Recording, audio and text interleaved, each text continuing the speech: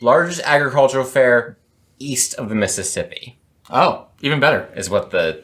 I don't believe that. I don't believe it either. Welcome back to Thrifty Whiskey, where we drink whiskey that's thrifty. I'm Josh. I'm Keith. And I'm Eric. Joyce, can you tell our viewers at home what we're drinking today? Today you are drinking Maker's Mark. Maker's Mark is a Kentucky straight bourbon from the Maker's Mark distillery. It is a wheated bourbon, meaning that wheat is the secondary grain instead of rye.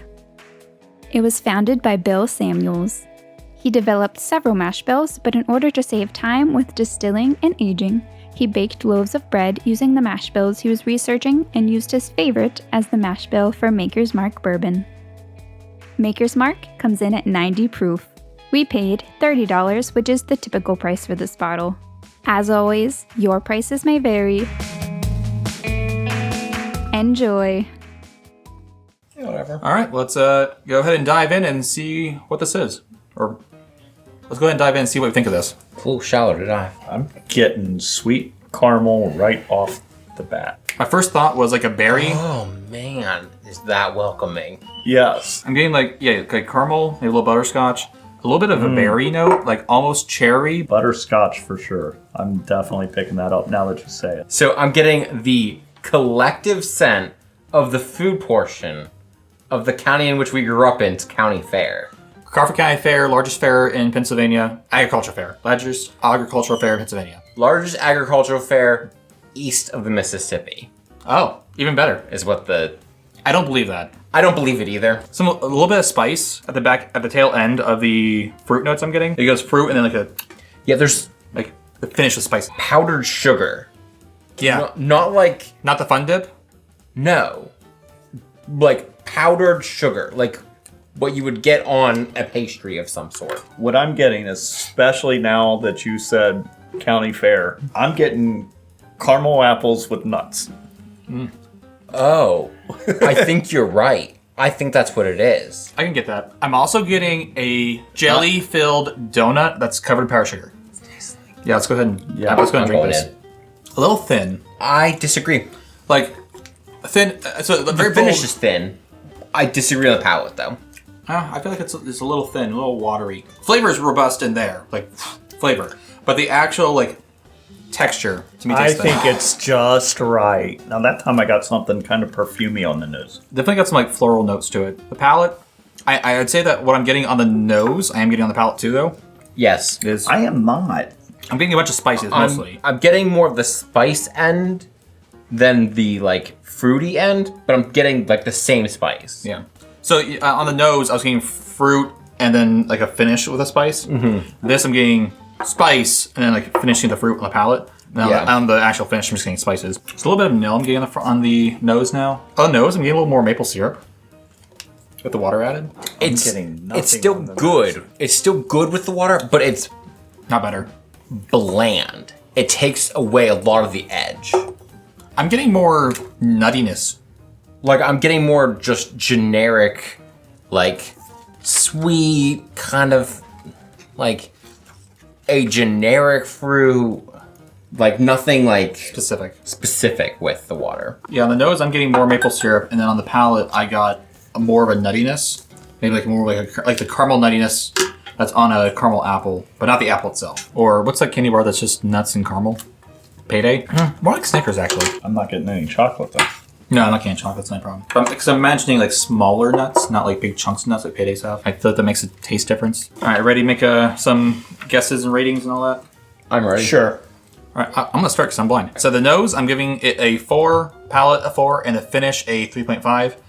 The nose was very welcoming, very inviting. The notes that we got on the nose led right into what we got on the palate. I feel like they went really well hand in hand. There was like a little flip flop between like what were prominent on the nose and what was prominent on the palate, but all the flavors were there. Finish was, I'd say, medium long. Spice finish just really lingered around a lot. Overall, I enjoyed it. Okay, the nose. What was really strong to me was that caramel apple, that butterscotch, that nuttiness on it. I gave the nose a 4. I loved the nose. I found it welcoming and inviting, like Eric said. I couldn't wait to dip in and find out what I was tasting. And I'm sorry I did that. I found it to be very thin. I found it to be spicy. And nowhere on my taste buds did I pick up butterscotch, caramel apple, or any of the floral notes that I was picking up. I was looking forward to getting that, and I didn't. I'm going 2.5. The finish. Again, I was getting the spicy, but it's not something I was looking forward to. And I found it to be a medium long, a medium too long. I wish that finish was shorter because I did not like it. I'm giving the finish a 1. I'm giving this one a 4.5 on the nose. I thought this was incredibly welcoming. A ton of interesting notes that were just really drew you in. Giving it a 4 on the palate, I think it followed through on most of that. I would have liked to have seen more of the fruit notes be more present. Because like Goose said, it is, or Josh. Goose is fine. Okay. Secretness. Most people call me Goose. Like he said, it flip-flopped the nose and palate notes. They're all still there, but I would have liked to have seen the fruit more forward. I agree with these two. The finish is by far the weak point of this whiskey. I'm giving it a 2.5. I just thought it was thin.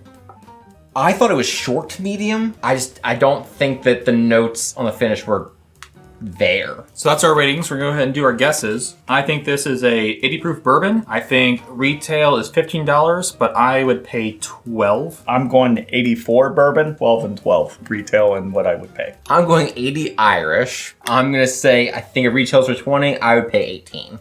So what this tells me is that based on our previous episodes and experiences, that if you think it's Irish and we think it's bourbon, it's probably like a young bourbon. Probably that makes sense. Well, let's go ahead and find out. Today we drank... Oh.